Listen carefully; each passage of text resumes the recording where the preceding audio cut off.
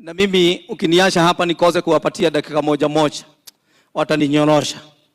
Na kwa hivyo nataka kuanzisha na member of parliament Laikipia North, hata ikiwa ni dakika moja, tafadhali tuheshimu ule wakati rais wetu ametupatia dakika moja tafadhali.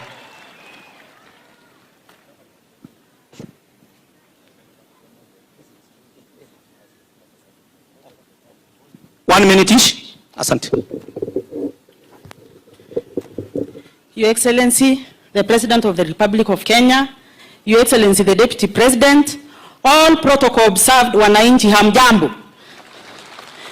Your Excellency, mimi nitasema matatu na gavana, naomba sana kwa heshima uniruhusu.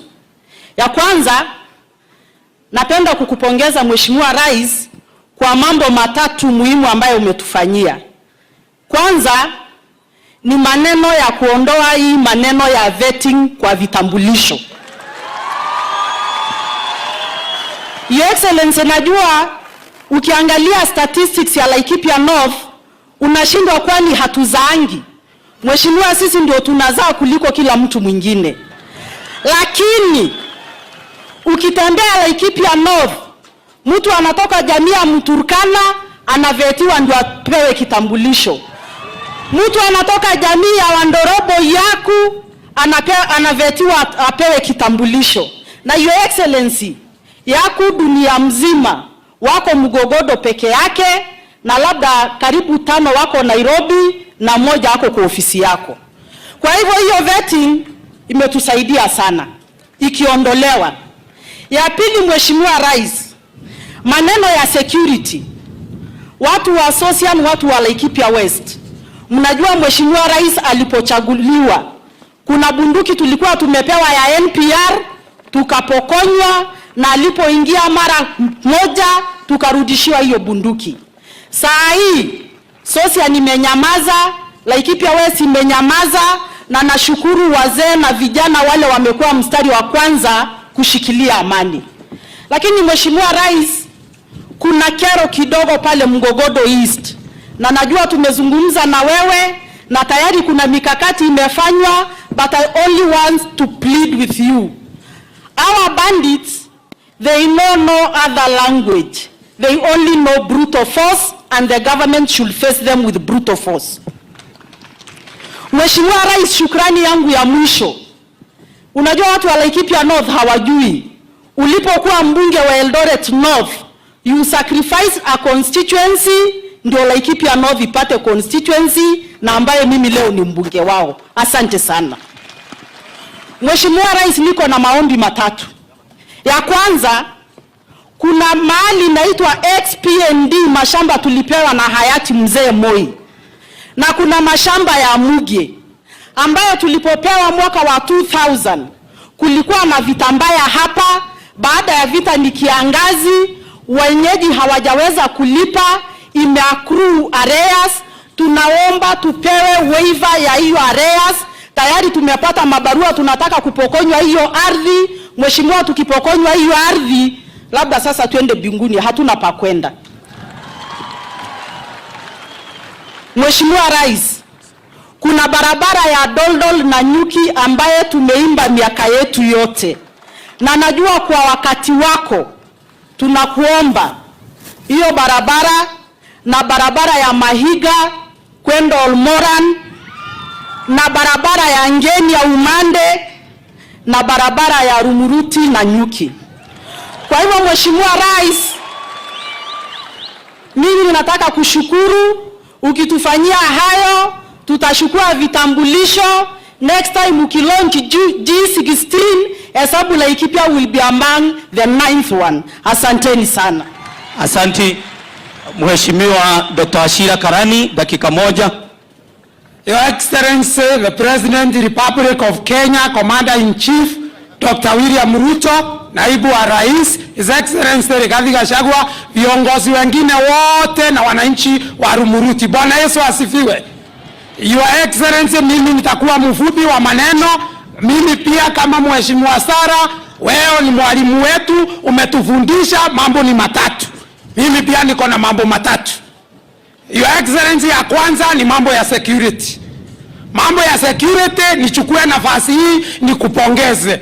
Wakati serikali hii unatuongoza iliposhika ushukani, kuna mambo ulitufanyia ya kutupatia NPR 360 na tunakushukuru sana. Mpande wa security umepungua. Haijakuwa kamili 100%, lakini imepungua na tunakushukuru. 90% tumepata. Hiyo 10 imebaki. Your Excellency, tuongezee tu NPR wengine 250 kwa kaunti hii yetu, maneno ya security ikuwe sawa sawa. Ya pili, Your Excellency, ni mambo ile umekunja leo kufanya ya mambo ya wildlife conflict na compensation. Wewe Your Excellency, sisi kama viongozi hatulali. Kila siku tukikutana na hao wananchi wanatuambia kunao waliweka fomu zao miaka 10 hawajalipwa. Leo umetuondolea hiyo maneno, hiyo shinda imekwisha, kwa kushukuru.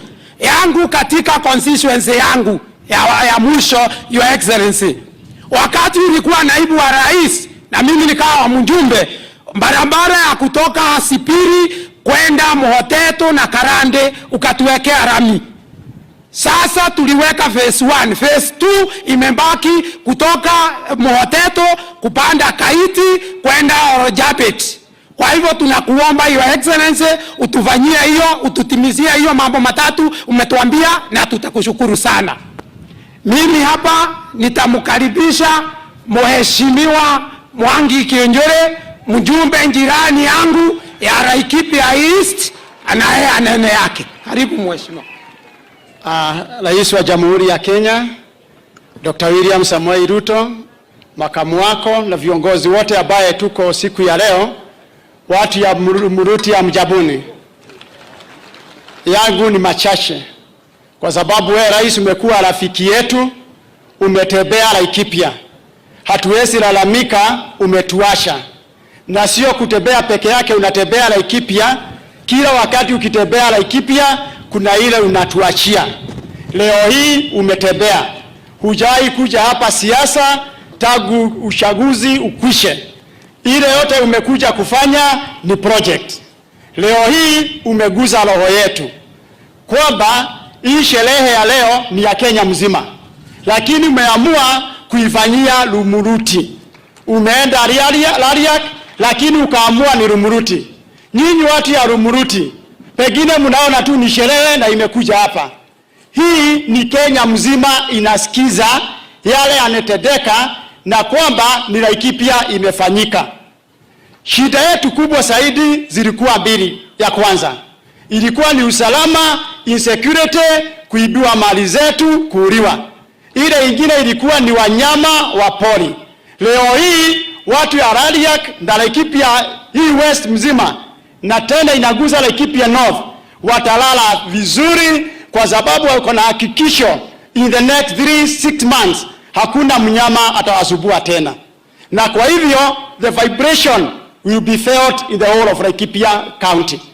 Sisi tunataka kushukuru kwa sababu tena lazima Wakenya wengine hawajui compensation ya mwisho ya ile serikali ilikuwa mbeleni ni 2018. Miaka 5 ilikwisha bila Wakenya kuwa compensated. Wakenya ambaye mali yao imeharibiwa, watu yao wameuliwa, wanyama wamekula mifugo yao, lakini for the first time, kwa sababu wewe unasikia kilio ya watu yako, kwa sababu ule mkulima ndiye hustler, umeanza program tena in your government. Last year and this year you are progressing very well. For the first time Kenyans are feeling that this government takes care of them. Nataka kukushukuru rais na uendelee mbele, kwa sababu vile umeanza sasa kupunguza muda wa compensation, ndio vile umepunguza bei ya mafuta, ndio vile umepunguza bei ya unga, ndio vile unaendelea kuteremsha bei dola katika nchi ya Kenya, ili tufanye biashara zetu kwa ukarimu na kwa heshima na watu wapate mapato. Yangu ya mwisho, na lazima tuungane hii governor na serikali kuu. Tumefanya sasa spatial planning ya Lumuruti. Governor kubuka na serikali kuu. Tuko na squatters wengi sana hapa Lumuruti. Hawa Waturukana wengi, Wakikuyu ni squatters. Tunataka wauzishwe vizuri, ile mali itapatikana kidogo, tukubuke wale wenyeji ambao wako hapa. nakubaliana na Sala. Kuna mashamba mingi hapa ndani ya Laikipia. Hawa watu waangaliwe, watu wa Laikipia, they must come first. Insecurity, tunakushukuru rais. Manake wakati tumekuelezea ile inaelekea huko, pande za Edhi, pande za Graton, that is Laikipia East, umeamurisha iturie, na ile tunangojea sasa ni MPR wachukue uongozi na jukwaa washikilie vizuri ili usalama uendelee. Tunataka kushukuru, ni mengi sana. Hiyo barabara Sala nasema Genia Umade tayari umepeana 5 km inaanza. Lakini hii ya hapa Mahiga kwenda pale Olomoran ni 130 million, contractor amalize hiyo kazi. Pia hiyo ikiendelea tutashukuru. Na pia hiyo ya Ndodo tutakushukuru rais. Lakini kwa yale mengi umetufanyia, mimi yangu Laikipia East naweza sema kutoka asubuhi mpaka jioni ile wema umetufanyia na miradi. Wacha niachie hapo. Rais, unakaribishwa tena Laikipia na sisi tuko tayari kukupokea kila wakati na tunakushukuru sana. Asanteni sana wananchi wa Lumuruti. Asante, tukaribishe Jane Kagiri, women rep. Asante, karibu. Asanteni sana. Your Excellency the President, Dr. William Samoei Ruto, Your Excellency the Deputy President, Rigathi Gachagua, viongozi wote na sisi wote tulio hapa. Misisi Nkai, Enta Sopa, Ejogo, Karam, Chamge, Gaine Mwega, na Hede Shode, Assalamu alaikum. Asanti sana Your Excellency the President kwa kufika huku kwetu Laikipia siku ya leo. Yangu ni machache sana Your Excellency the President, na ya kwanza ni kukushukuru sana kama mama wa county wa Laikipia. Your Excellency, tulipochaguliwa tulikuwa na shida mingi juu tulikuwa tunaanza safari ya kwenda Nairobi bunge, unapigiwa simu unaambiwa watu wetu wanapigwa, wanyama wao wanaibiwa ama wanasumbuliwa. Tulikuwa tunarudi tunakuja kuangalia watu wetu, lakini security umetutengenezea. Sasa tuko pahali tunaweza sema tuko 70% na watu wetu wanaweza kukaa na amani na kuweza kujiendeleza. Ya pili, Your Excellency the President, nataka kukushukuru. Nilipoingia kwa bunge ulinipatia nafasi ni hudumu katika committee ya housing, public works na urban planning. Nilipoingia kwa hiyo committee, Your Excellency, uliniambia nikumbuke huko umenituma nihudumie watu wa Laikipia. Your Excellency the President, nataka kukushukuru. Juu siku ya leo nikisimama hapa, nyumba na nyuki zinajengwa, zile za Nyahururu zinafanyiwa design, huku Rumuruti tutapata nyumba, kule Posta nyumba zitajengwa, kule Lamuri ya nyumba zitajengwa, na hiyo ni kazi ambayo itaenda kwa vijana wetu ili waweze kujiendeleza. Upande wa soko, Your Excellency the President, na tafadhali usinitoe kwa hiyo committee uone nimechukua vitu mingi sana. Upande wa soko yetu ya Nanyuki inaanza kujengwa, huku Nyahururu inaanza kujengwa, kule Weomererie inaanza kujengwa, huku Rumuruti itajengwa, Marmanet tunajengewa soko, na pale Posta pia na Ilpolei tutapata soko zikijengwa. Hiyo Your Excellency, nataka kukuambia asanti sana juu watu wetu watapata kazi na wataweza kujiendeleza.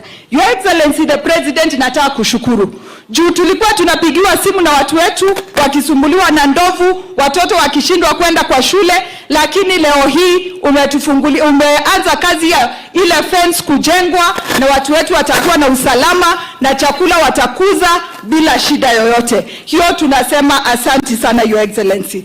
Your Excellency the President, ukiangalia huku unaona watu wengi sana wako na ushanga. Mimi nataka kukushukuru juu nilipoingia kwa bunge nilipata Laikipia County haikuwa imeangaliwa kama zile county ambazo ziko na ushanga. Nilipokuambia ulisema mara moja Laikipia iongezwe katika county za ushanga, na leo hii wamama wetu wameanza kufunzwa na tutaendeleza hiyo biashara mpaka watu wetu wapate kusaidika. Hiyo pia Your Excellency nasema asanti sana. Your Excellency, pia ni kushukuru uliandika watoto wetu. Uliandika PS Sylvia na pia PS Mariro. Your Excellency, najua hii kazi ya leo inakuhakikishia watu wa Laikipia wanajua kufanya kazi. Your Excellency, tunakushukuru kwa kupatia watoto wetu kazi, lakini tunakuomba pia tuko na wengine hawana kazi. Tutakusukumia pia hao wapatie kazi na Laikipia haiwezi kukuangusha. Your Excellency, nimalizie kwa kusema sasa mimi ndio chairperson ya women reps wote wa nchi mzima. Nianze kwa kukushukuru Asanteni sana. Nianze kwa kushukuru juu tulipochaguliwa tulikuja kwako tukakwambia utuongeze pesa. Mimi kama mama county wa Laikipia nilikuwa napata shilingi milioni 21 kwa mwaka mzima. Hiyo ni kusema constituency moja nilikuwa napata milioni 7. Saa hii umetuongeza, saa hii napata milioni 9 kwa constituency. Hiyo ni kusema niko na 27 million kwa mwaka moja. Your Excellency, miaka inakimbia sana. Sasa mwaka ule mwingine ulikuwa umesema unatuongeza, umefika. Tafadhali kumbuka women reps, utuongeze tena 1 billion ili tuweze kufikisha usaidizi kwa watu wetu, waweze kujiendeleza kama wamama na waweze kukua. Ile ya mwisho, Your Excellency, nitauliza. Tuko na hii barabara yetu ya Nanyuki kukuja Rumuruti. Tunaomba tukinyenyekea, ukianza ile Nanyuki Doldo, ushikanishe hii Nanyuki Rumuruti. Your Excellency, 2027 hata usikaribie hii county, juu kura zote tutakuwa tumeziweka tayari na zitakuwa zako, juu utakuwa umeshikanisha county yetu kama kitu kimoja. Your Excellency, nikitoka hapa bila kutaja stadium nitakuwa nimekosea. Juu mimi ni mtu wa Arsenali na saa hii Arsenali tuko juu ya meza. Sasa tunataka pia sisi tupate wachezaji hodari huku Laikipia County. Ukitutengenezea hii stadium ya Rumuruti pahali tuko, ututengenezea Nanyuki kule, ututengenezea Nyahururu, na hapo tutaweza kuendeleza vijana na watoto wetu kwa vipawa zao. Asanteni sana, Mungu awabariki na ninawapenda sana. Asanteni. Asanti. Sasa tukaribishe senator wetu Mheshimiwa John Kinyua. Karibu sana. Asante sana. Mheshimiwa Rais wa Jamhuri ya Kenya, Mheshimiwa William Samoei Ruto, naibu wake Mheshimiwa Rigathi Gachagua, na nyinyi wote watu wa Rumuruti, watu wa Laikipia. Bwana Yesu asifiwe. Bwana Yesu asifiwe. Mimi siku ya leo Mheshimiwa Rais nataka kukushukuru kwa sababu wewe umefanya mambo mengi. Umetuletea askari wa NPR ambao shida yetu ya usalama iliyokuwa kubwa hapa Laikipia, Mheshimiwa Rais tunaendelea kukomesha. Mheshimiwa Rais, kile ambacho tungependa kuomba ni askari wa NPR vile wanavyoenda kuongezewa, Mheshimiwa Rais, wawache kwenda kwa mashamba ya wazungu, waweze kuja hapa kwetu, tuwe na wao, waweze kutusaidia Mheshimiwa Rais. Mheshimiwa Rais, kitu kingine ambacho ningependa kuuliza. Mheshimiwa Rais, wewe umeamrisha wale ambao ukawaambia mambo ni matatu, wale ambao wanaleta fertilizer gushi, ukawaambia mambo ni mambo matatu na hasa ya tatu waweze kwenda mbinguni. Lakini Mheshimiwa Rais, hapa kwetu shida kubwa ambayo tunataka tuangaliliwe zaidi ni mambo ya hapa Marura. Mheshimiwa Rais, hapa Marura Mheshimiwa Rais, hapo ndio shida yetu kubwa iliyoko, kwa sababu sisi ni wakulima na tunategemea mahali hapo. Hapa Rumuruti Mheshimiwa Rais, kwa sababu watu wengi hapa Mheshimiwa Rais ni squatters, lakini nataka kusema ya kwamba kwa sababu mimi kama senator nimemwambia governor tunapofanya hiyo spatial apeane eka 400 ndio watu wetu waweze kupewa shamba mahali waweze kupata makao. Jambo lingine Mheshimiwa Rais, ukiangalia tauni hii yetu imekuwa kubwa na tuko na location moja. Sisi tunataka tuwe na location 2 hapa Rumuruti ndio machief waweze kuendelea kutufanyia kazi Mheshimiwa Rais. Jambo lingine Mheshimiwa Rais ni ya kwamba kuna watu ambao wanaitwa permanent evictees Mheshimiwa Rais. Waliweza kuhamishwa makao na sasa wakafukuzwa forest, sasa na hana mahali pa kuishi, lakini kaunti yetu Mheshimiwa Rais imepanga mahali ambapo wanaweza kupata shamba Mheshimiwa Rais, na tayari wao wako tayari kwenda mahali huko, lakini kile tunangoja tu Rais ni kamati ambayo inashughulika ministry waweze kuwanunulia shamba, waweze kuhama na waweze kwenda huko. Mheshimiwa Rais, ukitembea huko Getondaga kuna watu ambao serikali ya Moi iliwapatia shamba huko, alafu kukawekwa caveat, kwa hivyo hawezi kufanya chochote. Tunaomba ile caveat iondolewe ndio hao watu waweze kupewa title zao Mheshimiwa Rais. Hiyo mambo ndio ambayo tunaangalia. Mheshimiwa Rais, itakuwa ni kosa, itakuwa ni dhambi kwangu mimi kwa sababu mimi nimetoka pale Mutara Mheshimiwa Rais. Ninauliza Mheshimiwa Rais kwa sababu wewe ni mtu wa kusema na kutenda. Tunaomba tu Mheshimiwa Rais, kwa sababu Rumuruti imekuwa ndio county headquarter, kutengenezwa hii barabara ya lami kutoka Nanyuki kuja Mutara kuja mpaka Rumuruti iweze kuwekwa lami. Tena kutoka pale Mutara iende mpaka mahali kunaitwa Gwakongu ndio iweze kushikanisha hapo na ile sara aliyosema kutoka Nanyuki kwenda Dodo. Mheshimiwa Rais, hata Mungu akiwa mbinguni atasema Laikipia imekuwa safi. Najua Mheshimiwa Rais, kwa sababu wewe hakuna jambo huwa tunakuomba unakosa kututendea. Nataka kukushukuru Rais kwa sababu wewe umetukumbuka watu wa Laikipia, ukakumbuka kijana mwenzetu ambaye anaitwa Mariro, ukamfanya PS wa defense, yeye ndiye mkubwa wa jeshi. Ukakumbuka msichana wetu ambaye anaitwa Sylvia Mseya. Kwa hiyo yote tunasema asante Mheshimiwa Rais.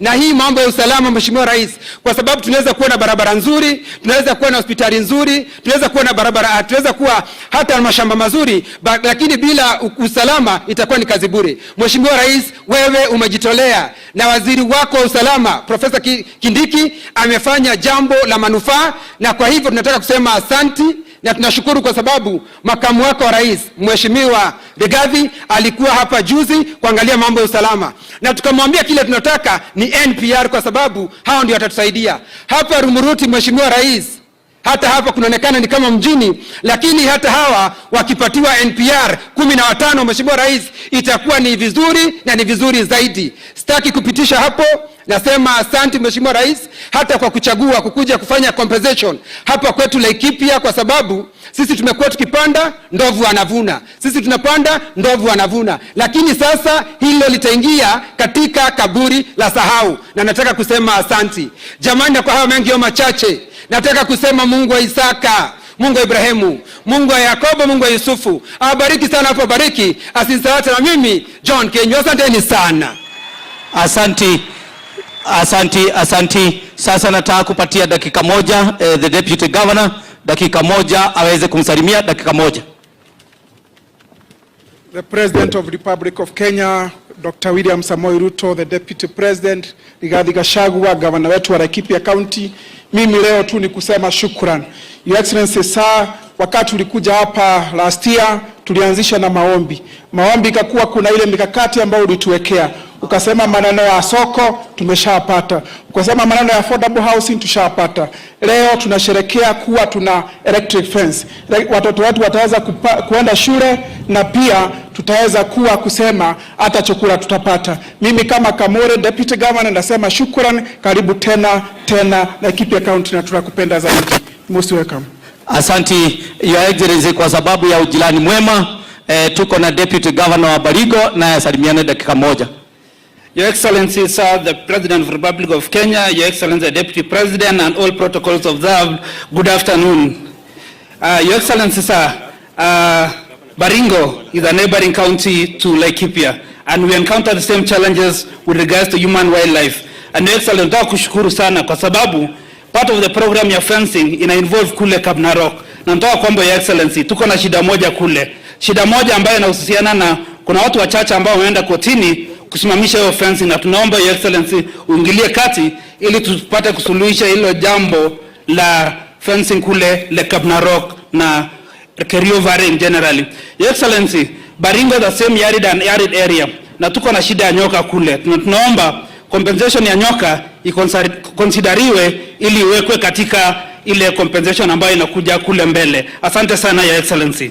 Asanti kwa heshima kubwa sana. Sasa nataka kukaribisha mbunge the leader of majority Kimani Ichung'wah aweze kusalimiana na kutambulisha wale wabunge wengine wamekuja pamoja na yeye. Karibu Kimani Ichung'wah.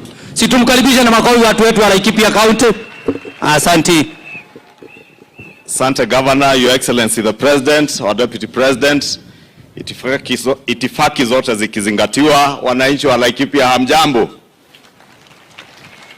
Your Excellency, nikubalie kwa dakika chache niulize wabunge wale wote wakiongozwa na chairman wetu wa kamiti ya tourism, Mheshimiwa Kareke Mbiuki, wasimame. Mheshimiwa Kareke Mbiuki, unaweza karibia useme jambo moja kwa niaba yao, ni wajulisha wale wengine kama anaweza simama.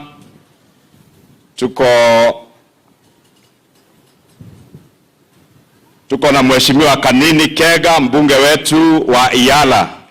Mheshimiwa Madhenge, tuko na Mheshimiwa Sloya, mheshimiwa wetu wa Sabatia, Mheshimiwa Kiborek kutoka jirani hapa Baringo Mogotio, Mheshimiwa Roko kutoka Embu County, Mheshimiwa Jafeth Nyakundi kutoka County ya Kisii, Mheshimiwa John Bwire kutoka Taveta, Mheshimiwa Pauline Lenguris kutoka jirani Samburu, Mheshimiwa Meli Kailemia kutoka Meru, Mheshimiwa Peter Shake kutoka huko Pwani, Mwatate constituency, Mheshimiwa Innocent Mugabe kutoka Likuyani, Western Kenya.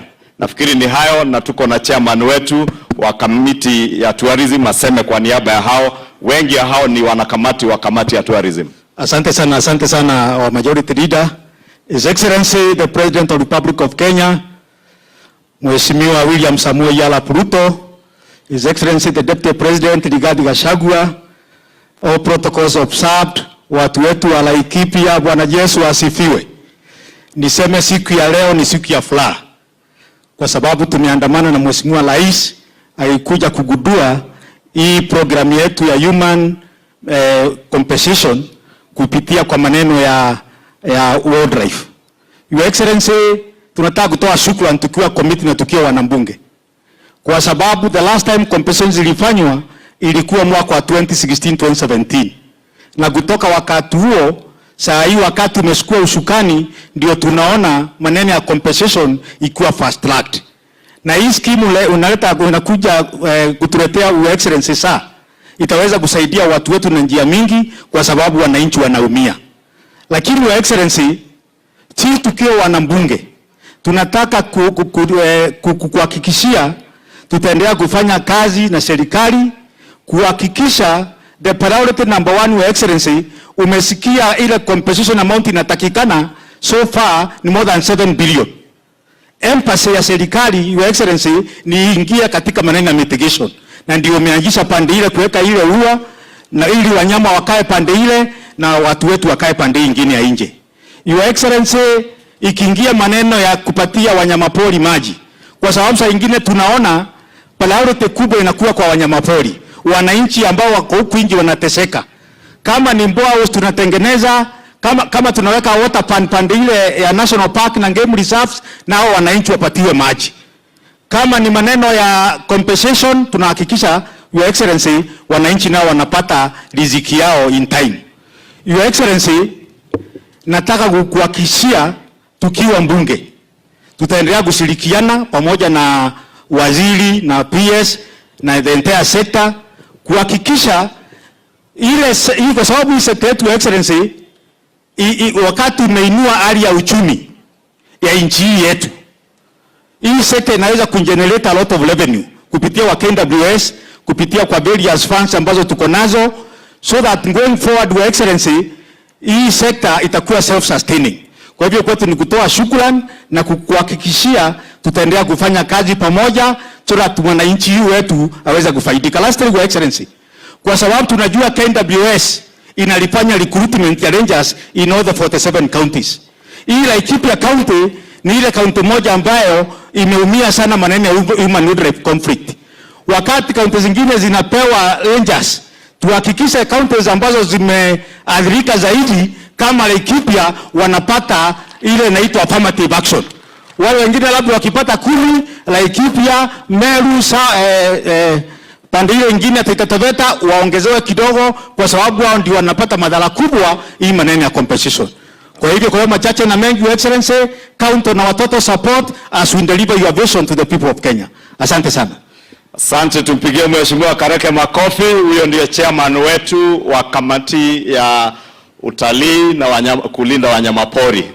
Your Excellency the President, mimi sitakuwa na mengi ila kukushukuru wewe na serikali yako sababu ya hafla hii ambayo inazindua malipo ya compensation na mambo ya mitigation ya human wildlife conflict.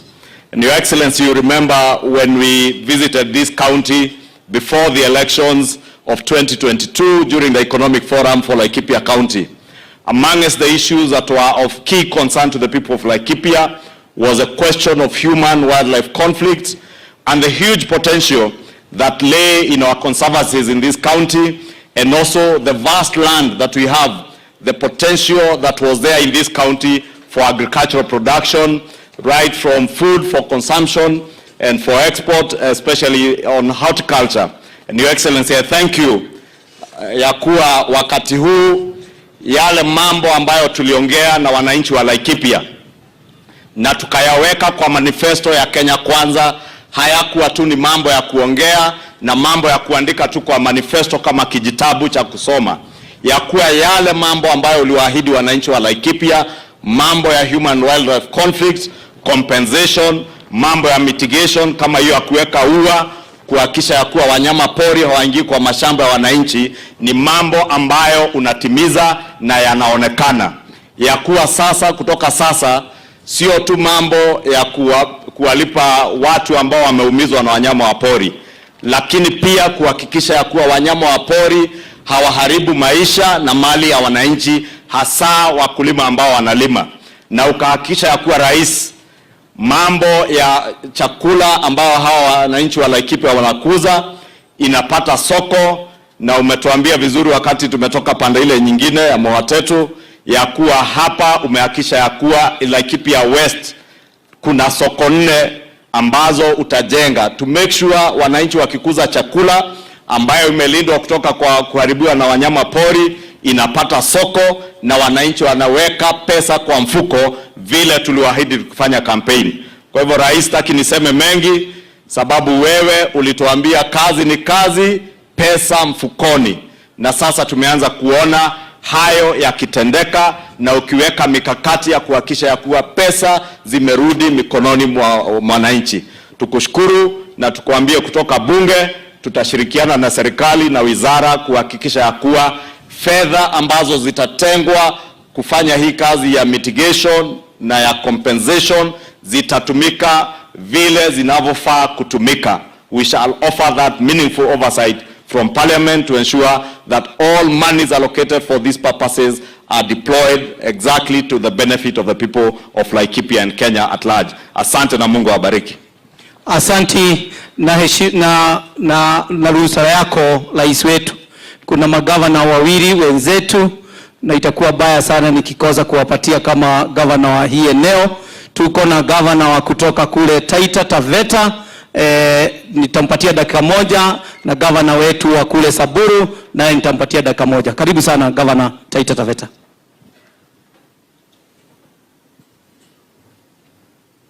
Situpigie gavana wa Taita Taveta makofi jameni. Asante. Asante sana. Rais wa Jamhuri ya Kenya, naibu wa rais wa Jamhuri ya Kenya, na itifaki zote zikizingatiwa, na msalimu. Mungu ni mwema kila wakati. Mungu ni mwema. Mheshimiwa Rais, yangu ni machache na nitaongea kwa mfumo wa risasi, yani in bullet form. Mwanzo kabisa, leo hii umetwanga ndege 2 na jio moja kufungua lile ua la Lariak Forest Wildlife Electric Fence. Mheshimiwa Rais, ni jambo kubwa sana kwa yale majimbo ambayo yako karibu na mbuga pori. Mheshimiwa Rais, vile vile masuala ya compensation, hilo ni jambo kwa kweli litasaidia sana kuondoa umaskini. Vile gavana wa Laikipia alikuwa anasema watu wanapanda lakini wanyama mbuga pori ndio huvuna. Si mahindi, hata simba hupenda sana ng'ombe, fisi naye hupenda sana mbuzi. So Mheshimiwa Rais, hii compensation, sisi kama majimbo ambao tuko karibu na mbuga pori tumekushukuru sana. Ndio maana nimetembea hizo kilomita zote kuanzia Taita kuja hapa. Lakini rafiki yangu gavana Laikipia hata nakuonea wivu. Umepatiwa mayai mengi sana na rais, na tumshukuru rais kwa hilo. Maana najua mkivuna hapa kesho kutwa ni wengine watavuna. Mheshimiwa Rais, langu tu labda pengine nisisahau ni kuhusu ile mbuga pori ya Tsavo West na Tsavo East. Na kuomba wasukume lile jopo ambapo lilikuwa ligawanye ile revenue, nusu serikali kuu na nusu ije kule kwa jimbo la Taita na Taveta. Mheshimiwa Rais, ukitukumia hilo, nafikiri mimi ni mweupe sana, lakini nitakuwa mweupe zaidi. So kwa hayo sitaki kuchukua muda mrefu, najua uko na shughuli nyingi, na asante sana. Asante, tupigie gavana ataita makofi mazuri jameni. Asante. Sasa nataka tukaribishe jirani yetu, jirani tunapenda, mheshimiwa kutoka gavana kutoka Samburu. Tumpigie makofi jameni. Asante. Your Excellency the President of Kenya, Your Excellency the Deputy President, all protocols observed. Mimi nitasema machache tu, na ya kwanza nataka kusema ile kitu Sara amesema kuhusu shamba ya PND. Wakati pastoralists, Your Excellency, walipewa hii shamba ya PND na serikali 80s, kuna mahali moja, kuna kitu moja ambaye tunashukuru kwa mashamba, kwa sababu pastoralists wali benefit kwa mashamba. Lakini walisahau kufanyia wa seminar ya kitu moja. Watu yetu sio wote wamejua maana ya title deed, au kwa wanajua maana ya title deed, na wakakuja tukapewa mashamba na tunasema asante. Your Excellency, ukweli ya mambo, watu ukiona nikiongea juu ya mashamba ya PND, watu wazee wetu wenye wanaishi PND pia wanaishi Samburu. Bibi moja hapa, unajua watu wetu wanao bibi wengi. Bibi moja hapa na anapiga kura hapa, bibi mwingine ako Samburu na anapiga kura hapa huko. So wakati Sara anasumbuliwa, pia mimi nasumbuliwa na the same families. Kama Moi angefanyia watu wetu seminar kusema kuna kitu inaitwa land rate, hatungekuwa tunaombana hapa leo, kwa sababu sisi ni watu tunatii sheria na sisi watu tunapenda kulipa ushuru. Lakini Your Excellency, the truth is hatukuambiwa, tumeishi for years. Hii wazee wanyako hapo sasa na mafamilia ni wengi, they cannot pay that money hata kama watashinjwa, hawana pesa ya kulipa. So mimi nimekuomba Your Excellency, kwa heshima, tafadhali, kama kuna mahali dunia moja utasamea watu kwa sababu wako wanajua dhambi, ni hapa mahali inaitwa PND. Tafadhali mimi nakuomba Your Excellency. Na siku ile ukiwa Deputy President tukidunga ng'ombe hapo Mwarak, ulisema kitu na mimi najua ni mtu ya kusema na kutenda. Tafadhali, hiyo tu ndio nimeomba. Ya pili Your Excellency, hiyo wenzetu wanafurahi wakifungia wanyama kwa fences. Na uzuri waziri ya wanyama na utalii hapa. Animals in their natural state sio kufungiwa kwa fences. But naelewa kwa sababu watu wetu hapa ni wako na mashamba na hiyo. So I totally understand why you guys do that. But this is the problem. The entire tourism of Kenya is dependent on a few circuits in this country. Na hii nchi inategemea utalii kubwa sana. And here is the problem. Wanyama ya northern circuits, some very endemic species kama the zebra, the great zebra ambayo patikani mahali ingine dunia, they roam between Laikipia and Samburu. And that is why Laikipia and Samburu are inseparable. Sasa tukianza kufungia wanyama yote fences, Your Excellency, tutaharibu utalii na tutapoteza pesa mingi. So mimi naomba Your Excellency, saidia watu kufungia wanyama fences huko, lakini kuja kusaidia sisi create wildlife migratory corridors, wildlife disposal areas huko, kwa sababu sisi hatutaki wanyama yetu wafungiwe hiyo mahali. This country tutaua utalii because the wildlife is the #1 leader kwa maneno ya utalii. Na kuna mahali moja Your Excellency nimetumwa na nimeongea na governor hapa wa Laikipia. Laikipia na Samburu are intermarried in terms of wildlife disposal areas na maneno ya tourism. Kuna mahali inaitwa Kirmon, iko hapa tu. It is the border ya Samburu na Laikipia. Iko upande wa Laikipia, lakini inashikana na wanyama yote ya Samburu na Wasamburu yote wanaishi huko. Na mimi I have learned one thing about wildlife conservation and tourism. If you don't work with communities, hakuna conservancy utatengeneza. Na mimi napenda gavana yangu akitengeneza conservancy. But I have learned lessons kwa maneno ya wildlife conservation and tourism. That is why around Samburu National Reserve we have grazing committees, we have conservancies, and they do the same in Mara. Kwa sababu you cannot separate people and wildlife. Huwezi separate our pastoralists wetu na wildlife. Lazima usikisane nao ndio fanye. Ile mpango Laikipia County wako Kirmon tuna support. Lakini tunaomba tu kwa heshima, kwa sababu wildlife yetu ndio inatembea hiyo mali yote na tunataka both counties of benefits kwa tourism. Tunataka wildlife corridor ikae hapo. Na tunataka audience, Your Excellency, watu ya Kilimon ama leaders ya Samburu na leaders ya Laikipia, tunataka audience yako, because if tukiendelea kuweka hii mamlango ya wildlife, hii nchi tutaharibu. So mimi naomba kwa heshima, sijaomba appointment in public, na kuomba appointment kuja kuona juu ya Kilimon. Tafadhali nipe. Ya mwisho, Your Excellency, kabla nyinyi na Uhuru hamjakuwa presidents, lami ya Northern Kenya ilikuwa inaishia katikati ya hii town. Hii tu ukifika unaanza barabara mchanga. In fact there is a story, kuna Samburu alioa mzungu and that guy is still in Samburu. Akakaa America na watoto wake mpaka watoto wakafika 10 years, 12 years. So akaleta hawa siku moja Samburu, Kenya. Wakati watoto kutoka America walifika Rumuruti, lami ikaisha. So wakanyanga mchanga. Watoto wakaanza complain kusema who put the dirt on the road? Nani ameweka uchafu kwa barabara? Kumbe barabara yetu ni uchafu kutoka hapa mpaka Maralal. Now the good thing, mumesukuma mpaka Maralal. Na kuomba Your Excellency, through the budgets of this country, through our budgets, watoto wengine wasicomplain ukifika Maralal waseme nani aliweka barabara uchafu. Tusaidie ndio tuende Loyangalani, tuende Eldoret, ndio tuweze kufungua biashara na Ethiopia. Kwa haya machache, thank you Your Excellency, asante sana. Asante, tupigie Governor makofi. Tunashukuru. Mimi ndio niweze kualika CS wetu wa World and Tourism. Mimi ninamshukuru nyinyi nyote na Mheshimiwa Rais, kama vile umesikia kwamba tuko na scooters wengi. Na wewe, mimi ile mashamba niko naye hapa kama county, mimi nikukalisha kwa sababu wewe ndiye baba wetu mambo yote. Hivi karibuni nitakuja tuweze kusemezana, kwa sababu kuna machamba mengine leases zao zinaenda kuisha, na ndio tuweze kusettle most of our scooters wale wako hapa waweze kupata machamba, na hiyo nitakuja tuweze kusemezana. Ya mwisho sasa, mimi ningeomba watu wa Laikipia, tumefurahi kukuwa na rais hapa.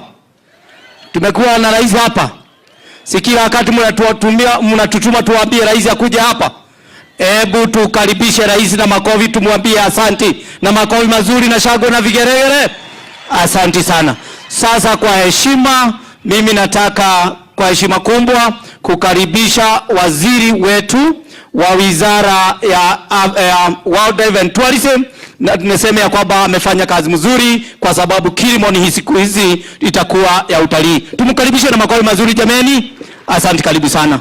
Asante. Asante sana Mheshimiwa Governor, Mheshimiwa Rais, Mheshimiwa Naibu wa Rais, magavana leo hapa, ndugu dada zangu wa baraza la mawaziri, wabunge walio hapa, viongozi wengi wa serikali. Kabla sijaongea nataka kuwajulisha wananchi muone wale viongozi tulio nao hapa hivi leo. Tuko na waziri wa mambo ya mazingira Mheshimiwa Soipan Tuya, akisimama muweze kumuona. Yuko hapa waziri wa mambo ya mazingira. Tuko pia na waziri mtoto wenyu wa mambo ya biashara Rebecca Miano, yuko hapa.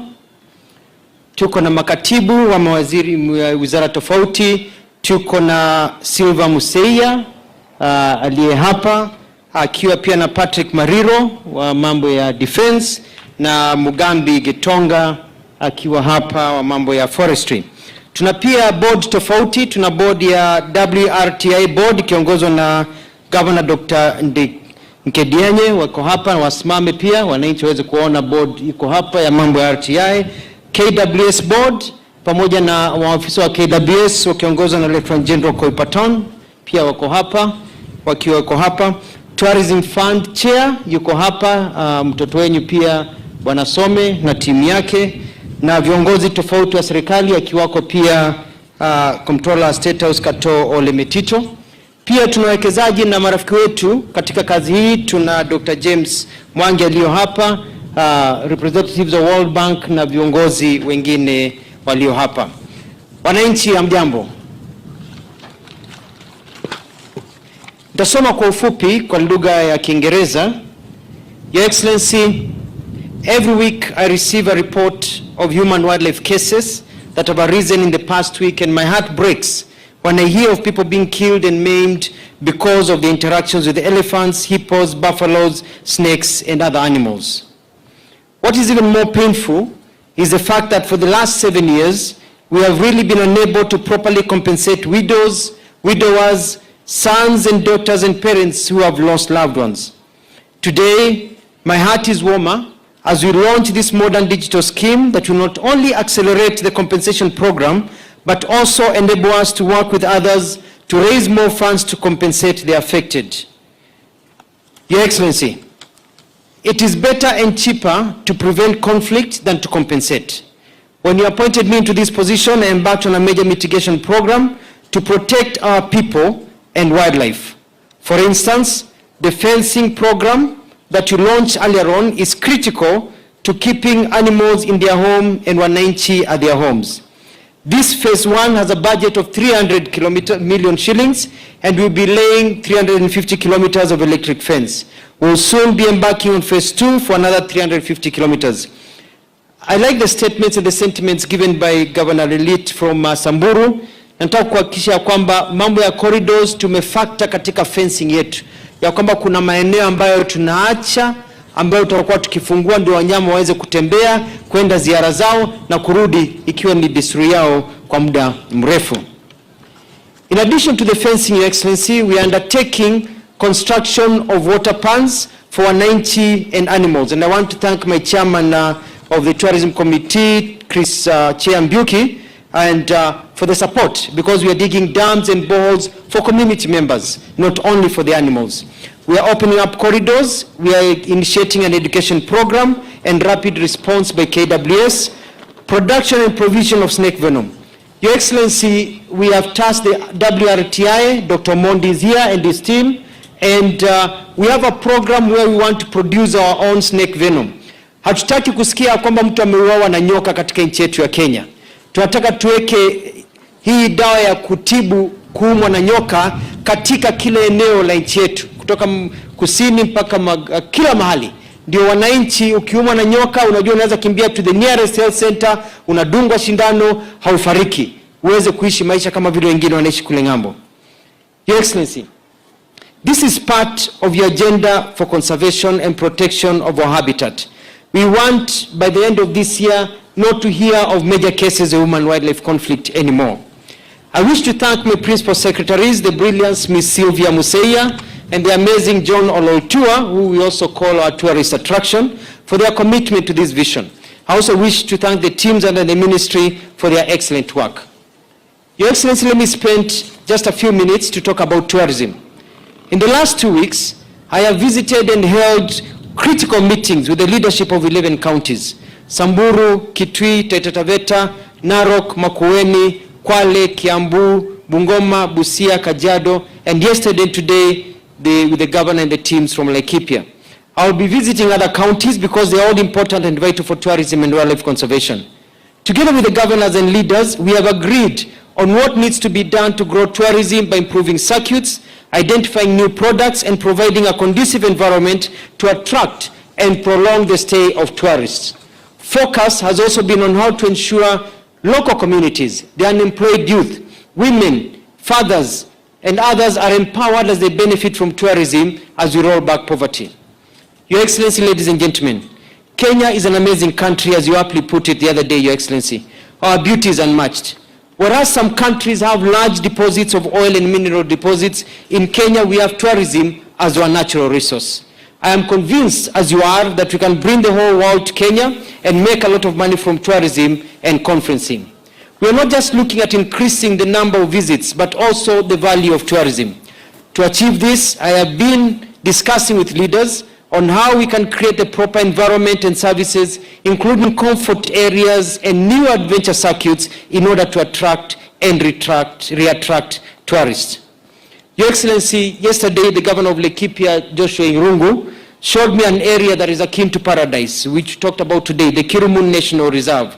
This morning, in a meeting with his team, the senator, members of parliament, National Assembly, members of County Assembly, Laikipia County, and also with yourself, we have agreed to work together to grow this as part of the bigger plans that we will be discussing with you, namely the Kenya Rhino Range expansion and the Southern Conservation Initiative, among many others. Finally, Your Excellency, the other day, I met a man you might know, one Yul Wenga, who together with his wife Henke migrated to Kenya from Germany 36 years ago. and set up a restaurant called Yules in the Bamburi Beach area of Mombasa. Yules employs over 100 Kenyans, and Yules loves Kenya so much that he has become a citizen. The other day he told me that for the first time in 35 years of operating, he has clients all the time, including this month, when in the past numbers would be dipping. He asked me to thank you for your free visa program and the work your government is doing in tourism. I told Yules that we have a plan. The plan is we are going to eliminate high season and low seasons. We are only going to have one full tourism season here in Kenya. Your Excellency, with your guidance, we are going to awaken and rekindle sleeping giants such as Malindi, the Aberdares, and the Savo ecosystem, among many others. Truly, with the Kenya Kwanza government, mbele iko sawa. Thank you, Onshante. Your Excellency, let me take this moment to invite my two colleagues to just say a few words, starting with the Minister for Environment, Madam Soipan Tuya. Karibu, Waziri.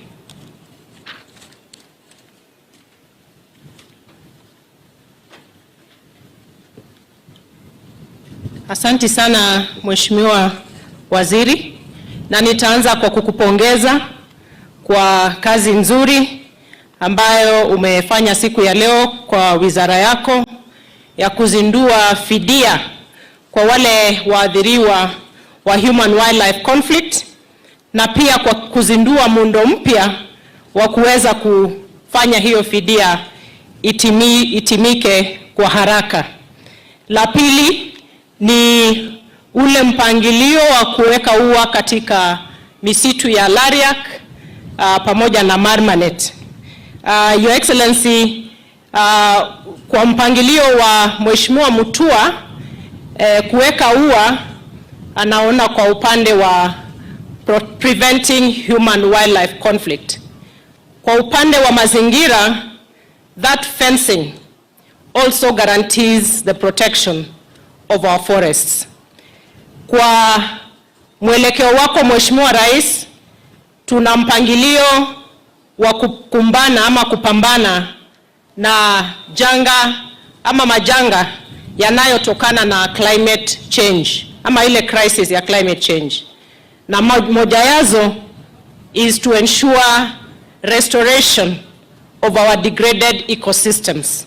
Na ningependa kusema siku ya leo, sababu ya a lot of heightened instances or cases of human wildlife conflict inatokana kwa sababu za climate change. Kwa sababu tunapoharibu mazingira yetu, misitu, tunaharibu ile natural habitat ya wanyama. Na tumeona some instances where elephants get out, go to people's homesteads, hata kujaribu kunywa maji kutoka kwa water tanks in homesteads. Na ni kwa sababu tumeharibu mazingira yao, ile natural ambaye Mungu aliwatengenezea.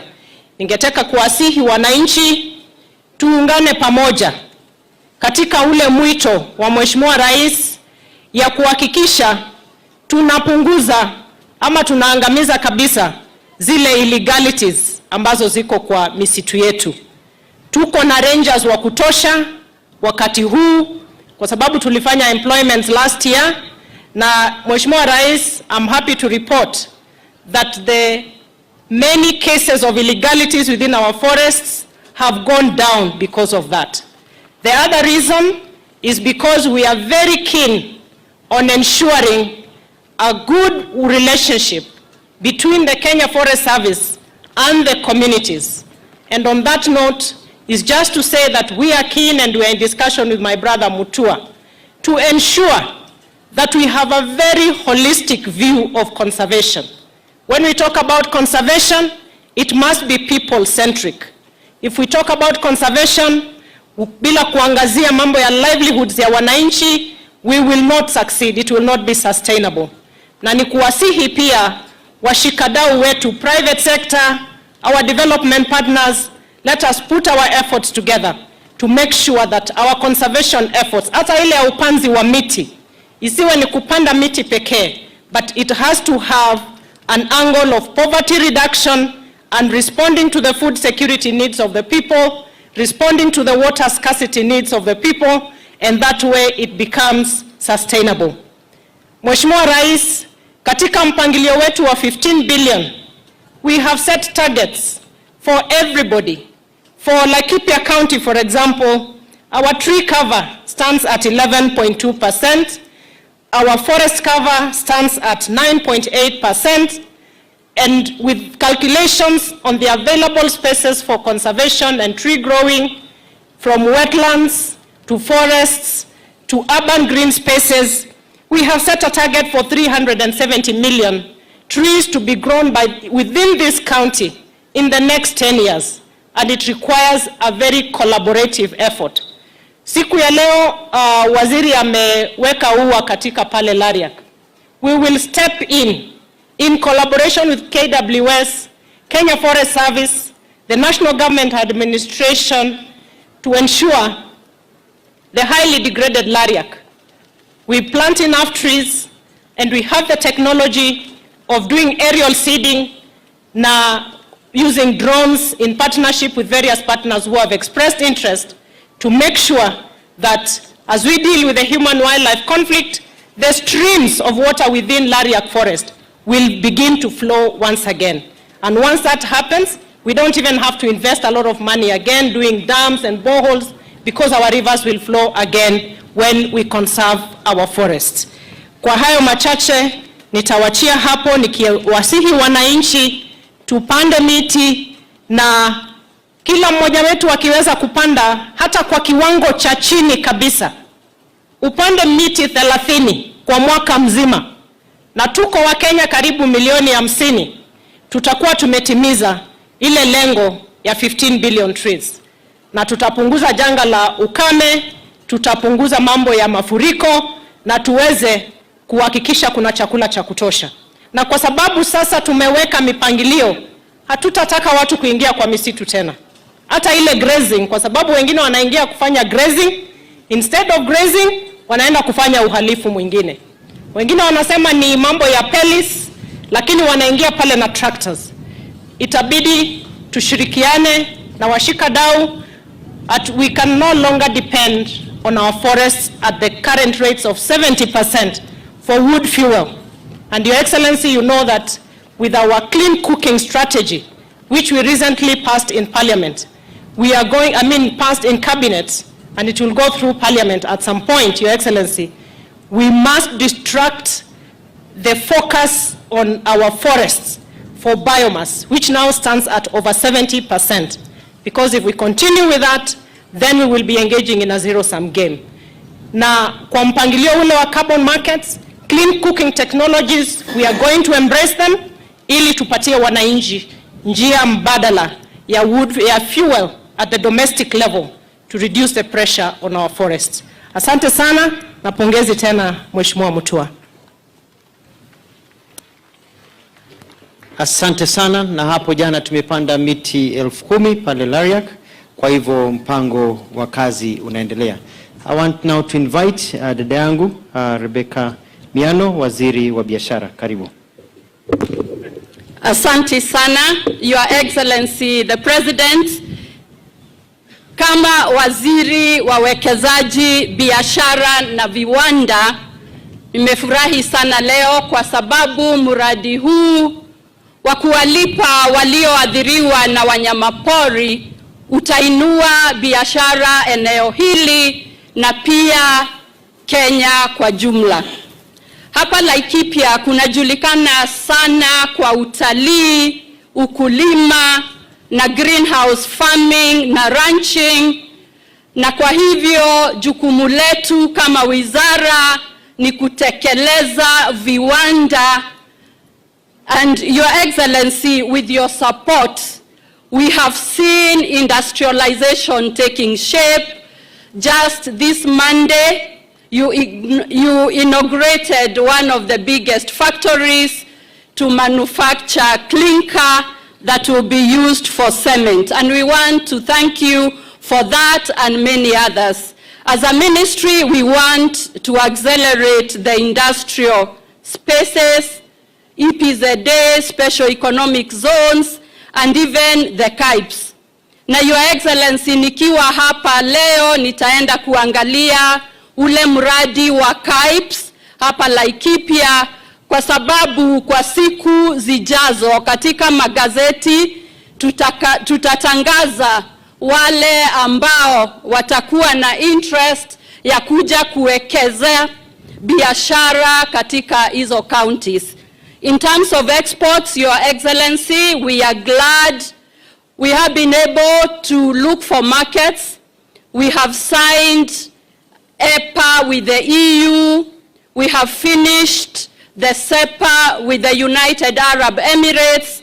We have discussions with America. Your Excellency,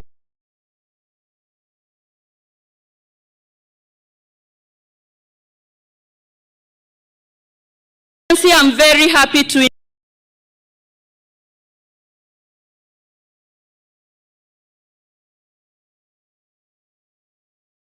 inform you that just yesterday, the United Kingdom, flowers of any amounts can be exported to United Kingdom without any duty, and we want to thank you very much. Lastly, Your Excellency, with your guidance, we continue to improve the environment and the climate for doing business, and we want to just address any challenges and any issues that businesses are facing. I'm happy to inform you that on Monday, we are inaugurating the Karibu Business Support Center, where we shall listen and address to all business challenges so that we can be able to have more businesses operating with ease. Thank you very much, and God bless you. Asante sana wananchi. Kumalizia nataka kuambia kwamba ile ua tumeweka the fence sio ya kawaida, iko na dhitima. Kwa hivyo nawaomba kwa tafadhali, mkiona fence iko na mmezoea kupita tu naona ni fence, usifikiri ni kama ile ya kawaida. Ukiiguza inaweza kukupeleka pabaya. Hiyo fence ndovu anaogopa. Ndovu akiguza hiyo fence kidogo anaanguka chini, anatapika, hata anakufa. Kwa hivyo imagine, fikiria kama mtoto ama mzee ama yoyote akiguza kidogo anaumia. Kwa hivyo ukiona hiyo huwa tumeweka, wanyama wanaiogopa, wanakaa pande yao kwa sababu ni dhitima, ni stima na ni mbaya sana. Kwa hivyo tujikinge kabisa, tuambie watoto waachane nayo, wasiguze, wasicheze karibu, waache izuie wanyama wakae kwao. It is now my pleasure kumwalika the Deputy President Mheshimiwa Rigathi Gachagua kuja kuongea na kumwalika Mheshimiwa Rais. Karibu.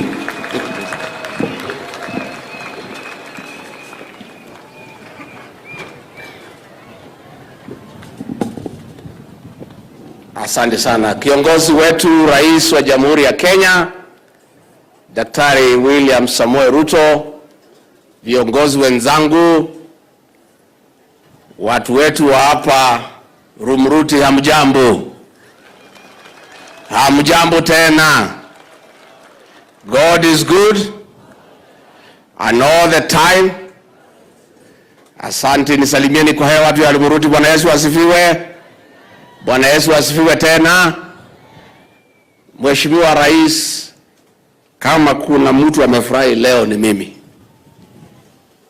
kwa sababu umetutia heshima kama viongozi. Ulipokuwa unatafuta kura kwa wananchi hawa wa Laikipia, ulinituma hapa nisikize viongozi, ukitaka kujua wakikupatia nafasi ya uongozi ni nini wangetaka hasa uwafanyie katika mwaka na pili ukisha chukua ushukani. Na tukiwa pale Nyahururu, kiongozi wetu, hao watu wa Laikipia wakaniambia ni kuarifu wamekubali kukuunga mkono ukuwe rais wa Jamhuri ya Kenya, na wataamuka mapema wakupigie kura ukuwe rais wa Jamhuri ya Kenya, na wakaamuka mapema wakafanya hivyo. Si mlifanya? Lakini wakaniambia nikuambie wako na matatizo mengi ya maji, ya barabara, ya kila kitu, lakini wakasema hata kabla hujaigilia barabara, kama hujaingilia maji na elimu, wangetaka kwanza ulegeze hali ya usalama katika kaunti ya Laikipia. Watu wanauawa, mifugo yao inaibiwa na wanafanyiwa madhambi, na wakasema ukiwafanyia hilo rais watakushukuru. Na within 1.5 years, Your Excellency, I'm happy to report the way the leaders have said here, because I was here 4 weeks ago, ya kwamba hali ya usalama imedumishwa na wananchi wanafanya mambo yao bila wasiwasi, na ile kidogo imebaki, rais, najua utapata nafasi kutangaza yale hatua umechukua kama rais wetu, ndio tufikishe ile 100%. Ya pili, Mheshimiwa Rais, walinituma na nikakuarifu ya kwamba wamezubuliwa na wanyama ya pori, hasa ndovu, ya kuvuna pahali haijapanda. Na Mheshimiwa Gavana wa Samburu, hao wanyama lazima tuwafungie. Ama wewe utafute lugha uongee na hawa kama unaelewana, wasiingie kwa mashamba yao watu. Kwa sababu leo tuko hapa kutoa fidia ya wale watu wameuawa, wale wameharibiwa mashamba yao, na hatuwezi kubali wanyama waue watu. Hata kama wanatusaidia kwa utalii, hiyo utalii ni ya kusaidia sisi tukiwa uhai. Kwa hivyo watafunguliwa barabara kidogo tu ya kupika hapo Samburu, lakini wanyama wakae kwa msitu na sisi tukae kwa reserve. Tumekubaliana? Sisi tuheshimiane. Tuheshimiane, wanyama tuwaheshimu, wakae kwa msitu, na sisi wananchi tukae kwa mashamba. Tukivuna, tukipanda mahindi yetu, tukivuna tukule, ingine tuuze. Hawa ndovu kama lazima wakule mahindi, wapande huko ndani ya msitu, waendelee naye. Na kwa hivyo hii imekuwa ni shida kubwa. Na kwa hivyo Mheshimiwa Rais, sisi kama wale tunakusaidia kwa kazi na tukiwa wadogo wako, tunajivunia uongozi wako ya kusema na kutenda. Yale maneno mengi ambayo uliambia Wakenya utafanya imeanza kuonekana.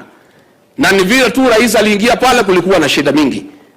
Madeni alikuta mlolongo mzima na shida mingi. Mwaka mmoja rais ametatua, sasa mambo imerudi laini. Unga ndio huo umeteremka, dola ndio hiyo, mafuta ndio hiyo, mambo imeanza kuingia laini. Ndio sasa amekuja hapa na pesa ya kupatia nyinyi, amekuja kuweka ua. Sasa mambo ya Kenya imeanza kurudi laini, na yale maneno yote rais aliahidi, mimi nataka kumhakikishia nikiwa mti yake ya mkono, tukiketi naye pale anapanga, na itakuja kuwa mambo ambaye itafanyika. Ya mwisho nikimalizia, rais huyu wetu ametuagiza tupigane na madawa ya kulevya na pombe, na tumepigana. Sijui hapa Rumuruti imeisha ama bado? Bado. Nilipata fununu ndio nimeuliza hiyo swali. Nikiwa tu hapa, unajua mimi ni mtu ya umuhimu, sibii nachukua mko wa kidogo kidogo.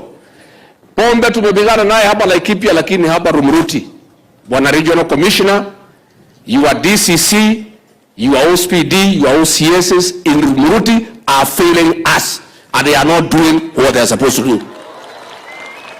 And I want to say, bosi yangu akiwa hapa, President William Ruto, hatuwezi kubali. Hatuwezi, kwa sababu rais wa nchi ametoa amri ya kwamba hatuwezi kubali watoto wetu wauliwe na pombe. So nikiwa tu hapa nikauliza, nikaambiwa hapa Rumuruti pombe naendelea, mabai naendelea, iko DCC, iko OSPD. Sasa tutaona nini kituliza hapo. Tutaenda na nini nyuma hapa. Tuende nyuma hapa na hao. Tuende nyuma hapa. Because Your Excellency, most of our officers are doing a good job. Even the county security team here has done a very good job to restore security in Kenya. The regional team has done a good job, but a few officers here and there are letting us down, Your Excellency. Na hatuwezi kubali. Kwa hiyo tutarekebisha, tutakutana kwa hema, saa hii kama rais hajaondoka, mata tukiondoka hapa leo, ikiwa kivumbi kesho kutwa, ili maneno ya pombe imalizike, watoto wetu waishi, watu wafanye kazi, kwa sababu hiyo ndio maneno ambayo yanaonekana. Mungu tayari kutukaribisha viongozi wetu. Mnajua gani? Na vigelegele. Haya, tuendelee moja.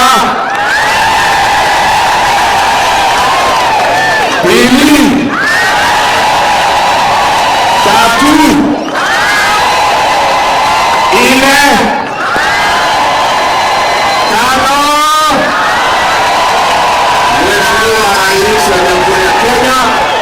kuja kuongea na wananchi wako. Karibu mheshimiwa.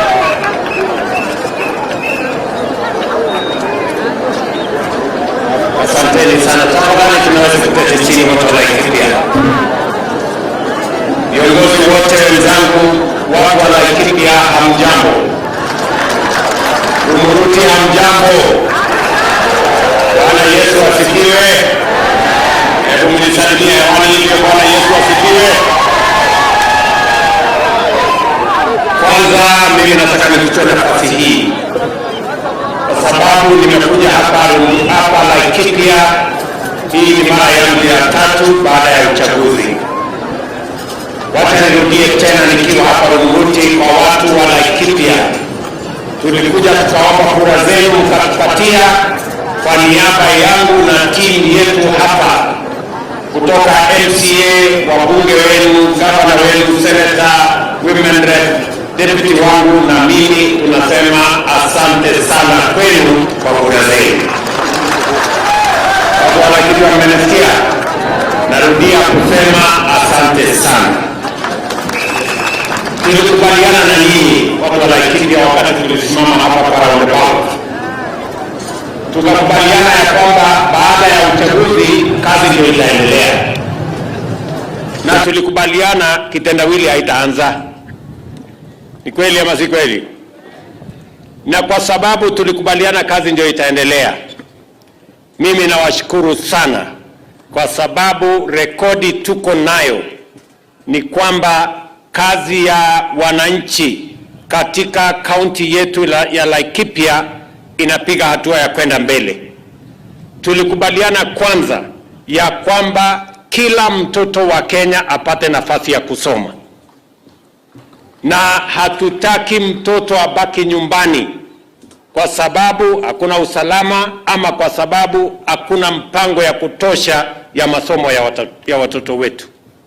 Na ndio sababu mwaka uliopita tumeweka pesa nyingi zaidi katika mpango wa elimu ya watoto wa Kenya.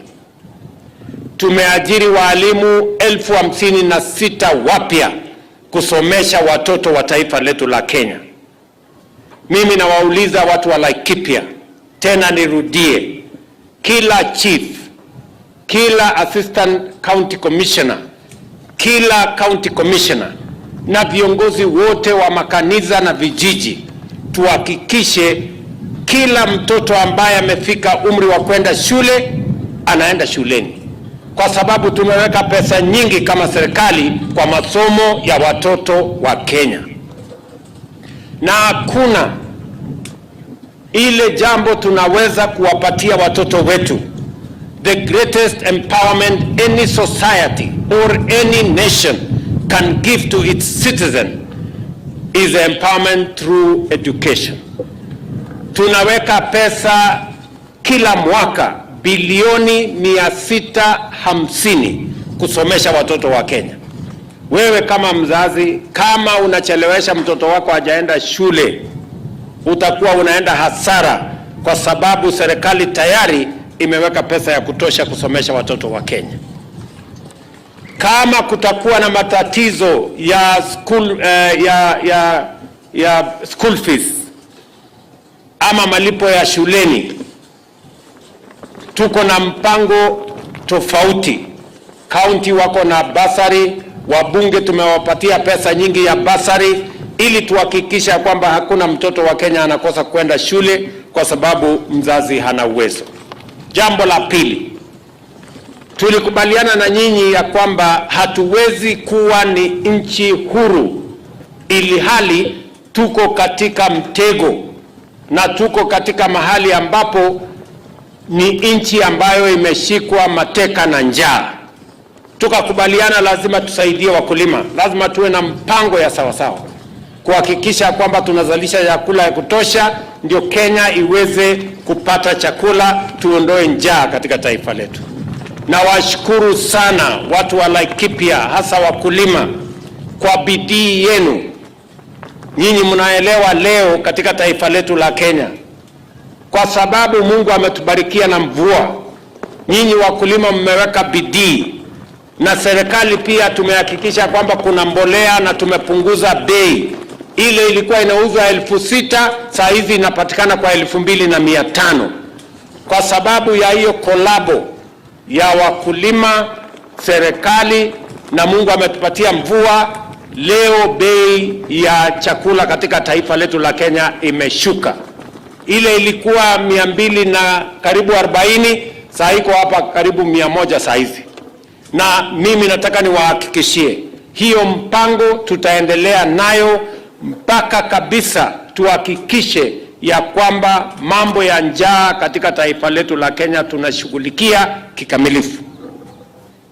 Vile vile nyinyi watu wa Laikipia mumenieleza ya kwamba, na nimekutana na viongozi wenu, vile naibu rais amesema, kuna jambo mlituuliza ya muhimu zaidi hapa Laikipia. Mlituambia mko na matatizo mawili ambayo ni sugu hapa Laikipia. Ya kwanza ni mambo ya usalama. Mimi nataka niwaambie hivi, kwa sababu nilichukua ahadi kwenu na nikawaambia hii jambo la usalama sio Laikipia peke yake, taifa lote la Kenya. Ni lazima kama nchi ambayo tumepata uhuru na tunajitawala, hatuwezi kukubali watu wachache waangaishe wananchi na watukoseshe mambo ya usalama. Na ndio sababu hiyo tumeweka mpango kamili. Pale nyuma tulikuwa na matatizo, askari wetu hawakukuwa na equipment ya kutosha ama vifaa ya kutosha. Tumeweka mpango ya karibu bilioni 25 kununua equipment mpya ya polisi wetu na walinda usalama. Sasa niko na equipment ya kutosha. Hawa wakora chuma chao kimotoni. Mimi nataka niwahakikishie ya kwamba hawa watu wa kuangaisha wananchi tutawashughulikia kikamilifu. Tumeleta hapa National Police Reserve 360. Habari niko nayo ni kwamba mambo ya usalama hapa imeshughulikiwa karibu 70-80, lakini kuna sehemu ambayo bado hatujakamilisha.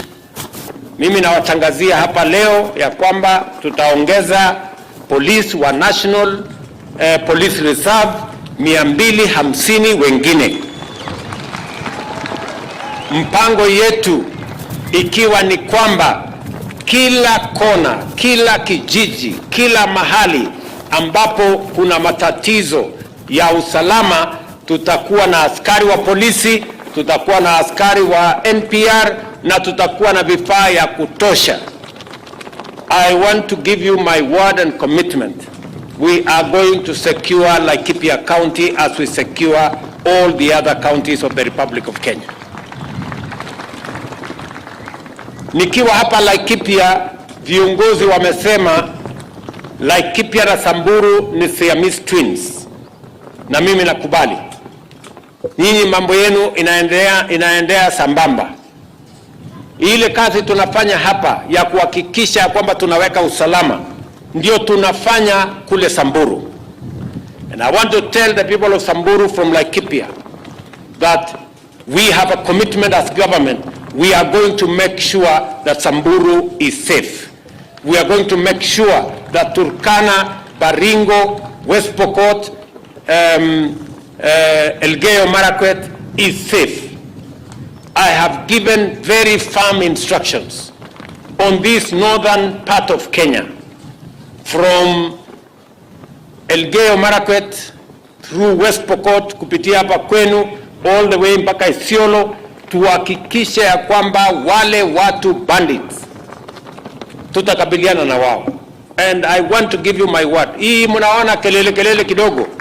Hii ni the last kicks of a dying horse. We are going to finish with these people and we are going to secure our country, kwa sababu hakuna vile mambo inaweza kwenda mbele kama wananchi hawana usalama. Lazima tuweke na tudhibiti mambo ya usalama.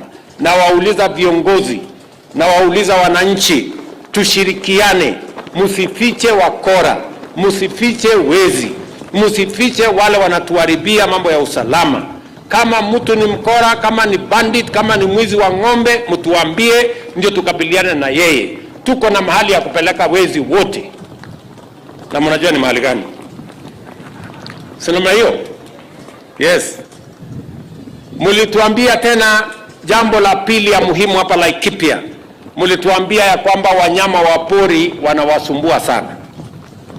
Wanaharibu mimea yenu, wanavuna mahali hawajapanda vile mmesema.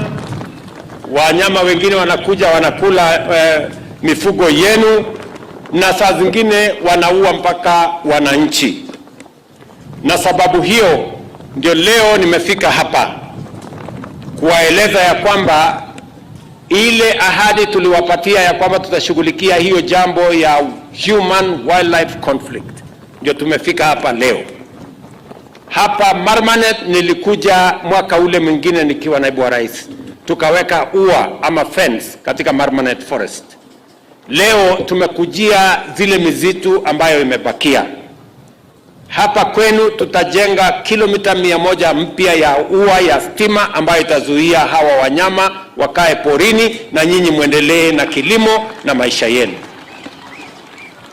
Mimi natoa amri kwa wizara wafanye mapping ya all areas that require fencing, ili tuwe na mpango kamili kama serikali ya vile tutahakikisha in the next 5 years we must have fenced off all our forests, all our areas that require fencing, so that we can eliminate the challenge of human-wildlife conflict and the attendant problems and challenges and financial implications that come with that problem. So Mutua na team yako mutupatie hesabu ya kilomita ngapi ya fence inatakikana, pesa ngapi inatakikana, ndio tupange vile tutahakikisha kwamba hii problem tunaiondoa kwa kikamilifu na isirudi tena ikaangaisha wananchi wa taifa letu la Kenya. So watu wa Laikipia, mimi nataka muelewe na mjue ya kwamba tumeweka hiyo mpango kamili vizuri, na mimi nataka muelewe ya kwamba tutashirikiana pamoja na nyinyi katika kuhakikisha kwamba hiyo kazi yote inasonga mbele. Hapa vile vile ndio tumefika na mambo ya compensation. Kuanzia 2018 karibu miaka 7 hatujapata nafasi ama serikali haijatoa pesa ya compensation. Last year tulitoa milioni 900. Leo nimefika hapa katika hiyo mpango ya wananchi wengine ambao tutawalipa kuanzia leo shilingi milioni 960. Mimi nataka niwatangazie hivi ya kwamba kama tunataka kuhakikisha kwamba wananchi wanajumuishwa na wanajumuika katika kuhakikisha ya kwamba wanyama wanaishi na sisi zote tunaishi kwa pamoja, ni lazima wananchi wawe katikati ya mpango, ndio wananchi wawe beneficiaries wa kwanza kwa mambo ya wanyama wa pori.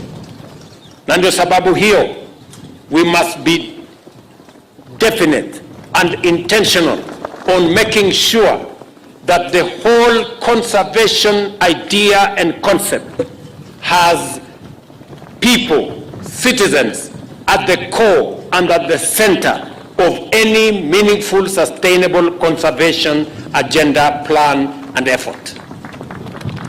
And that is why we've come here to do 3 major things. Number 1, to make sure that we implement our plan on fencing, to make sure that in areas where there is potential for human-wildlife conflict, we have a proper fencing mechanism that separates human beings from wildlife, so that we can eliminate the attendant costs of human-wildlife conflict.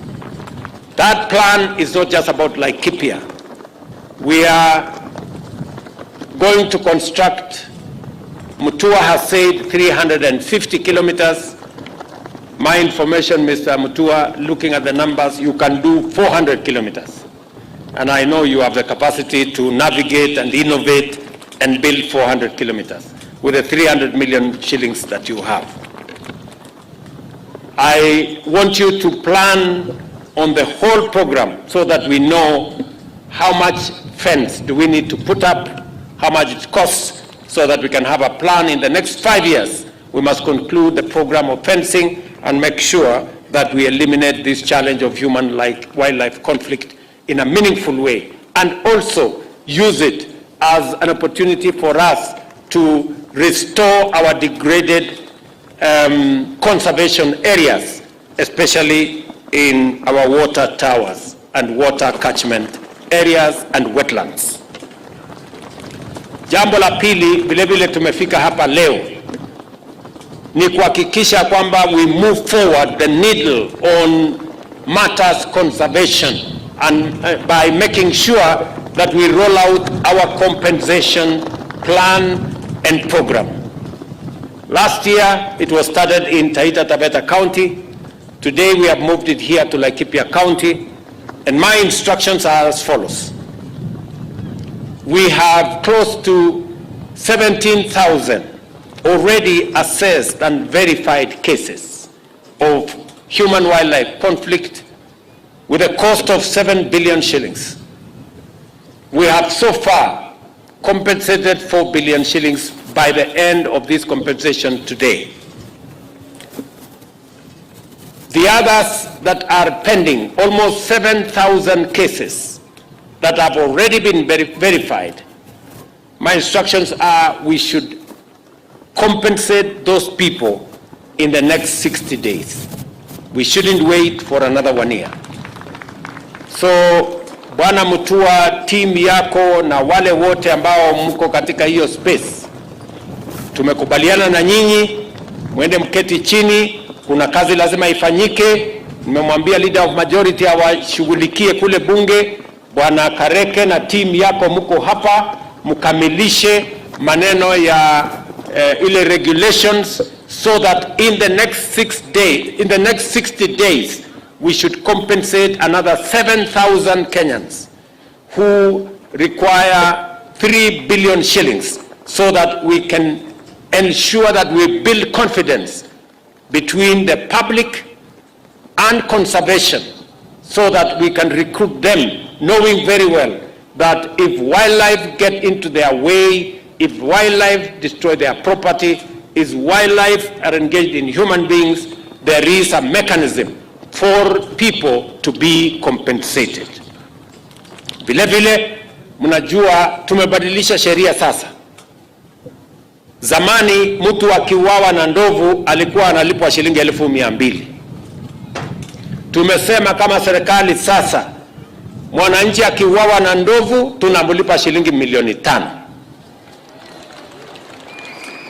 Na ama mnyama yeyote. Na pale mbele hapo katikati, mwananchi akiumizwa na ndovu tumeweka graduation. Ingine watalipwa 3 million, ingine 2 million, kama amekumiza zaidi tunapigisha 4 million. Bora hujasafiri kwenda ile safari ya mbele ya kwenda mbali, bora bado huko area tunakushughulikia. Sema hiyo. Na vile vile mambo ya snake bites na yale mengine, so tunapangana pamoja na nyinyi. Vile vile tumekubaliana ya kwamba vile nimesema hapa, ndani ya siku 60 wale wote ambao wamefanyiwa assessment na wamefanyiwa verification, watu karibu 7,000, tutawalipa pesa yenu ya fidia ndani ya siku 60. Ndio tuhakikishe ya kwamba tunaweka uhusiano mzuri kati ya wananchi na mbuga zetu za wanyama wa pori na wanyama wa pori wenyewe. Vile vile, mimi nataka tukubaliane vile tutasonga mbele pamoja. Hapa tena tunaanzisha mpango mpya. Niliwaambia mambo tumekujia hapa ni 3. Sio yale nilisema mbeleni mengine hapa ya conservation. Ya kwanza ni mambo ya fencing. Na sio fence tunaweka hapa Laikipia peke yake. Tunaweka katika at least 6 of the counties that contribute the most in this challenge of human-wildlife conflict. So, jambo la pili tumekujia mambo ya compensation. Jambo la tatu tumekuja hapa ni kuanzisha mpango mpya. Kawaida mwananchi akipata matatizo ili apate fidia, safari ya kupata fidia inakuwa safari ngumu sana. Hata inashinda ile safari ya kwenda mbinguni.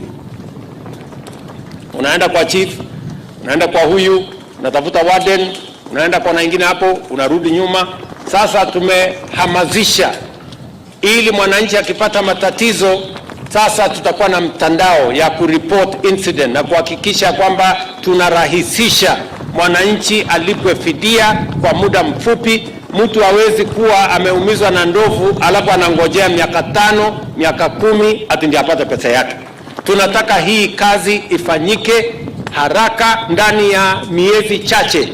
Mtu ambaye wamepata hasara, kama ni wanyama, kama umepoteza wanyama, wakulima, umepoteza mifugo yako, ama umepoteza mimea yako, ama mwananchi ameumizwa, iwe ni kazi ambayo inafanywa kwa hali ya haraka.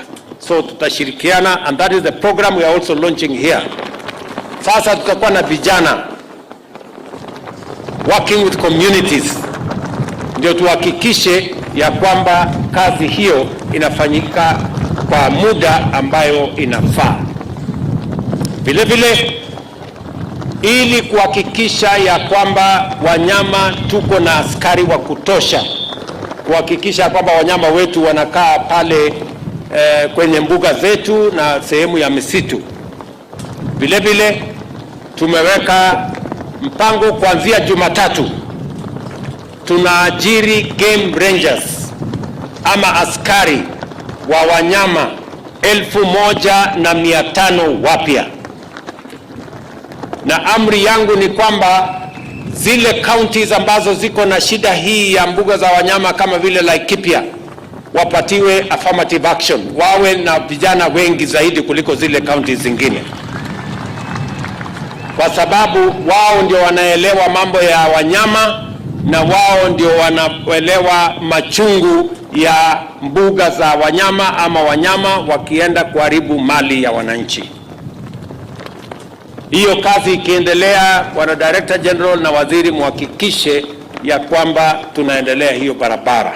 Vile vile nimesema katika hiyo mpango ya ajira pia tuwe na mpango ya sawasawa kuhakikisha kwamba wale wanapatiwa nafasi ya kwanza, sehemu kubwa ni wale vijana wetu ambao wamehitimu kutoka NYS.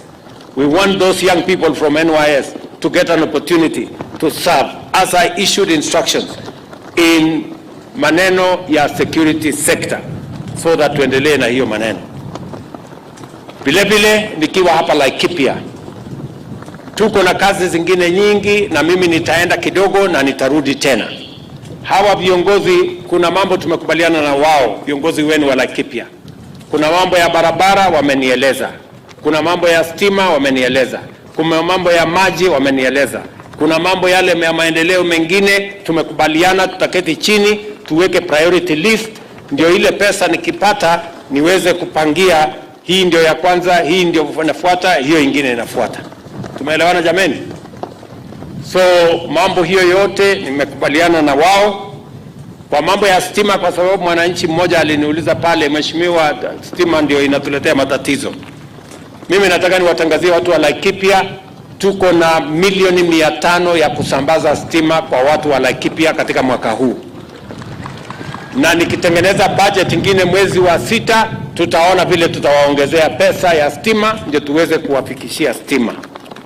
Nataka nimuulize governor aende aketi chini na waziri wangu Bwana Njeru wa maji, kwa sababu tuko na mpango na waegezaji na marafiki na washirika wetu, ili mtupatie tujue priorities ya watu wa hapa Laikipia kwa mambo ya maji. Na mimi naomba pia wabunge waandamane na governor so that we have a priority list kwa mambo ya maji, because we are beginning the program of water going into the future. tukiwa tukamilishe zile ambazo zinaendelea saa hizi, alafu tuwe na mpango ya zile ambazo zitafuata. Vile vile nikiwa hapa Rumuruti, mimi nataka niwapongeze watu wa Laikipia. Tulikubaliana ya kwamba county headquarters itakuja hapa Rumuruti, si ni kweli? Mimi nampongeza governor na county wamekuja hapa Rumuruti. Mumesema ya kwamba mnataka ofisi ya county commissioner pia ikuje hapa. Hiyo nitashughulikia. Ndio county commissioner akuje hapa na ofisi ya serikali iwe hapa. Mimi najua ya kwamba hii town sasa ya Rumuruti itaendelea na kuelekea kuwa city. Si namna hiyo? Kwa sababu county headquarters iko hapa. Kwa hivyo kama serikali katika ile program yetu ya housing, mkisoma katika gazeti ya leo, tumetangaza tutajenga nyumba 1000 hapa Rumuruti. Hiyo kandarasi tumetangaza leo. Ndani ya wiki 3 wiki 4 itakuwa iko tayari. Tutahitaji vijana karibu 2000 wa kufanya hiyo kazi. Sijui kama vijana wa hapa Rumuruti wako tayari ama nyinyi ni watu wa kuchagua jembe. Mko tayari? Bwana sikii sauti ya vijana wa Rumuruti, mko tayari? Mko tayari? So hiyo program ya housing ya hapa Rumuruti nyumba 1000 itaanza in the next 1 month. Tumetangaza kandarasi. Pia hapa Rumuruti tutakuwa na soko kubwa inaitwa municipal market. Tutapangana na huyu gavana wenu na marafiki wetu, tuko na milioni 300 ya kujenga hiyo soko kubwa ya watu wa Rumuruti. Na leo tena mkisoma gazeti tumetangaza soko ya hapa Rumuruti. Nyinyi mko tayari kwa hiyo maneno? Tunataka tukizuia wanyama wakae porini, nyinyi mzalishe chakula, tuwajengee soko, mlete sokoni, tuuze iende nje na ingine iende kwa manyumba yenu, tuzalishe chakula, tuondoe njaa Kenya. Tumekubaliana? Vile vile wiki 2 zilizopita tulitangaza kandarasi ya kujenga nyumba 2000 pale Nyahururu. Saa hizi tunaendelea kujenga nyumba zingine kule Nanyuki. Na tuko na mpango in different towns hapa Laikipia, kwa sababu hizo ujenzi wa manyumba ndio itatupatia nafasi ya kuajiri hawa vijana. Mimi nikiongea na nyinyi saa hizi Kenya mzima tuko na vijana zaidi ya 1140 wanafanya kazi katika program ya housing. Kwa sababu nilikubaliana na nyinyi lazima tuwe na mpango ya serikali ya kuzalisha ajira, ndio vijana wetu wapate mahali ya kujishikilia, waweze kufanya kazi, wajisimamie, wasimamie familia zao na tuweze kujenga Kenya kwa pamoja. Vile vile tumekubaliana sasa tutaanza registration ya Social Health Insurance Fund. Tulikubaliana na governor hapa tutakuwa na community health promoters. Hawa community health promoters hawa mnaona wako na nguo ya blue hapa na wengine karibu wako ngapi governor Laikipia? 1100 hawa community health promoters. Na tutaanza kulipa hawa pesa zao na watushughulikie kila kijiji. Tunataka tuwe na community health promoter ambaye atashughulikia mambo ya afya ya wananchi. Watatupatia habari matatizo ni gani, magonjwa ni gani, hospitali gani iko na shida, dispensary gani iko na shida, health center gani inahitaji nini, ndio tuhakikishe ya kwamba mwananchi apate huduma ya matibabu. Vile vile mnajua sasa tumebadilisha sheria, na sheria mpya tutaanza kufanya registration ya wananchi. Mimi nawauliza wananchi, hiyo program ikianza muwe mstari ya mbele, kwa sababu hiyo program ndio itahakikisha ya kwamba hakuna Mkenya tena atauza mali yake ama auze ng'ombe ama auze shamba ati aende alipe bili ya hospitali. Mambo ya hospitali itashughulikiwa na mpango ya serikali tukienda mbele. It is a commitment we made to the people of Kenya. It is a commitment we intend to keep. And that is how we are going to move the country forward. So wananchi wa Laikipia, mimi nimefurahi sana kufika hapa siku ya leo. Nataka nipongeze all the people involved in this space. Nilikuwa na taarifa hapa ya kusoma, lakini nimefurahi ya kwamba mambo yale mengine yote nimeyasema, na nafikiri tumekubaliana ya kwamba tutasonga mbele tukiwa pamoja. I want to emphasize that as an administration, our plan is to ensure that conservation is sustainable.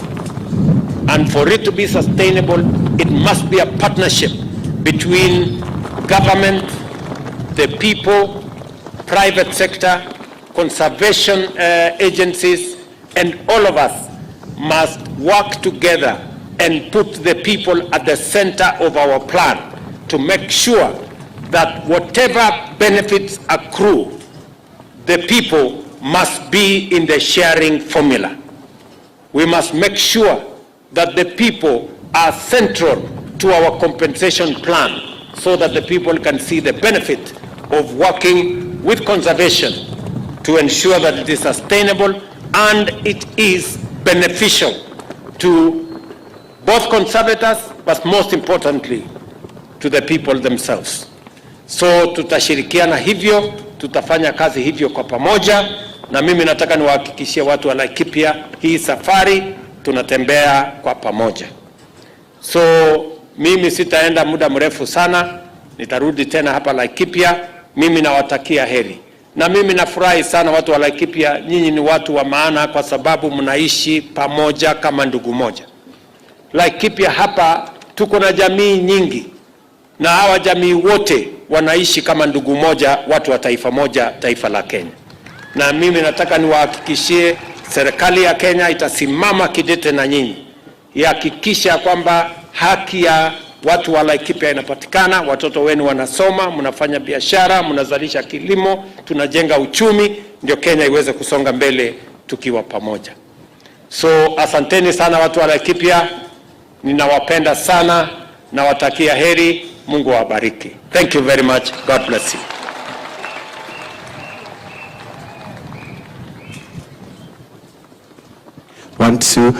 Rais, tumpongeze rais kwa makofi tena na shangwe na vigelegele. Your Excellency, just to call you back, my apologies to issue the 2 checks, na nitaomba tulete zile check mbili za human wildlife conflict compensation payment, one to the national government. Kwa hivyo nitamuita waziri, the deputy president, the PS, waje tafadhali wazipokee. The first check, the second check will also have the governor join in the photo as we do that together with those who are representing the compensation. Tupige ile picha tafadhali, na pia wale ambao hiyo cheki ya kwanza, cheki ya pili pia nitamuomba. All right, so we'll have the first photo there to be taken with His Excellency. Wapiga picha mkinionyesha kwa ishara nitajua kwamba mmepiga hiyo. Tuende kwa cheki ya pili. Naona ya kwanza tumemaliza, kwa hivyo cheki ya pili tafadhali ije, na tuwe na governor, DG na CEO wa wildlife waje pia wasimamie on behalf of the other agencies that are going to be receiving these 2 checks. The first check is of 960 million Kenyan shillings. The second one is 71,856,520. Na tukimaliza hiyo picha, naomba tukae hivi kidogo ili tukipige picha. After that, Your Excellency, we are going to be flagging off some motorbikes for the community verification officers, 5 motorcycles. So I'll request,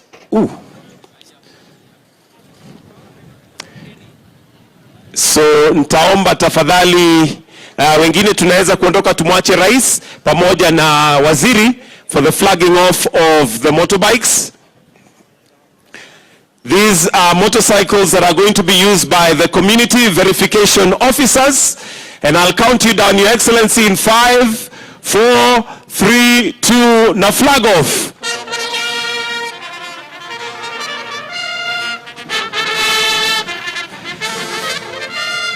Na hapo rais ndio tunamalizia. I'll request that the rest of us or there is a gift from Ushanga, that is from the Ushanga group, a gift for His Excellency the President, after which we shall then request all of us to exit the stage and leave His Excellency, na niombe wale ambao tafadhali tumeketi tuweze kusimama wima tumalizie kwa wimbo wa taifa. Wimbo wa taifa.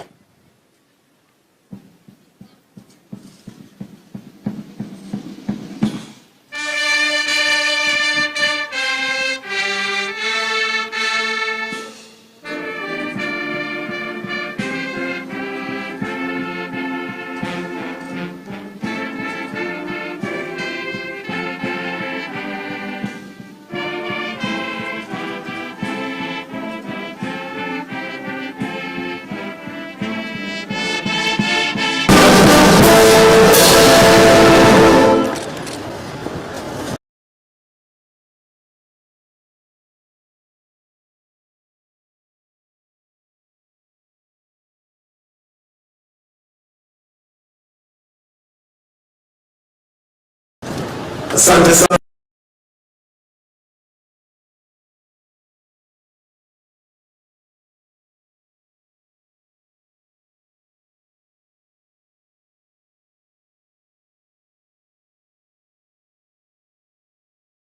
It as an opportunity for us to restore our degraded conservation areas, especially in our water towers and water catchment areas and wetlands.